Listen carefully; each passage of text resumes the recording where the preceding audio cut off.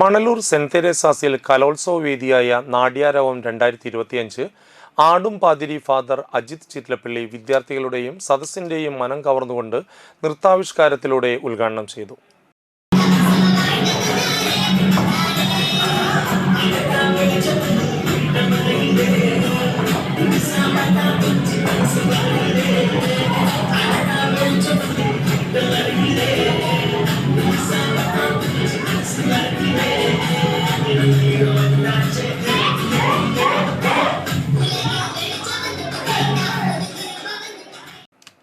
Manalur convent mother superior sister Hridya അധ്യക്ഷത വഹിച്ചു. പ്രധാന അധ്യാപിക സിസ്റ്റർ വിന്നി, അധ്യാപികമാരായ എലിസബത്ത്, ലിസ്ന എന്നിവർ സംസാരിച്ചു.